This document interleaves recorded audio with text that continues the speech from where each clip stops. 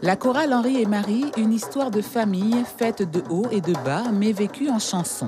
C'est le sentiment partagé encore aujourd'hui par la vingtaine de choristes de l'association, soit les membres de la famille Félix et les autres. André Baboul, qui n'a pas perdu de temps il y a 10 ans, une fois la retraite acquise, ou encore Joseph Martinez, en quête d'une chorale à son arrivée en Guyane il y a 25 ans.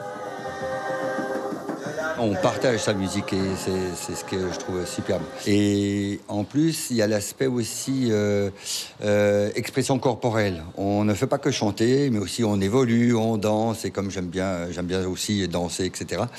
Tout ça, ça forme un tout qui fait que on y reste, quoi. Depuis 40 ans, je suis la chorale d'Henri et Marie. J'ai une très très bonne amie, presque une petite sœur, Raymond Desgalgis. J'étais la première informée des concerts, j'étais toujours au concert. J'ai suivi aussi les déplacements qui ont été faits, mais avec tellement d'envie. Donc, sitôt la retraite, l'heure de la retraite sonnait, je suis venue avec elle et depuis, avec eux.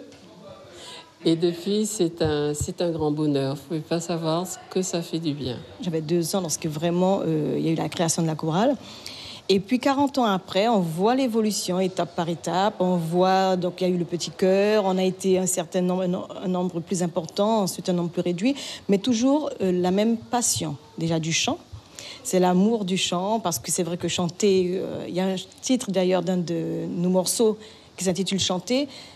Ça apporte du bonheur, ça apporte une sérénité. Un esprit de famille mêlé à une rigueur non négociable, une exigence reconnue et appréciée de tous ceux qui y sont venus et restés, car c'est bien elle qui fait la qualité de chaque prestation et la longévité de l'association. Il y a eu plusieurs grands moments, Et les grands moments, c'est quand nous sommes partis en Italie et que vraiment, et je me souviens qu'on nous prenait pour vraiment des pros parce qu'on nous envoyait l'Alléluia, oui, je crois bien. Et, tout le monde la met derrière le dos en train de chanter sans partition. Alors les gars à côté nous disaient, mais vous êtes des pros, parce qu'ils avaient leur partition en main et nous, on la met derrière le dos et on chantait. À l'époque, j'étais dans une chorale catholique. Je faisais du chant grégorien. Et le chant grégorien, il y a de la rigueur. Et je cherchais quelque chose qui avait cette rigueur.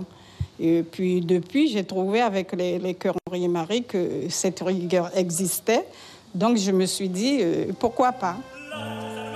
Un répertoire riche et varié fait d'opéras, de classiques de variété française, de musique traditionnelle, de nombreux spectacles et représentations ici et ailleurs.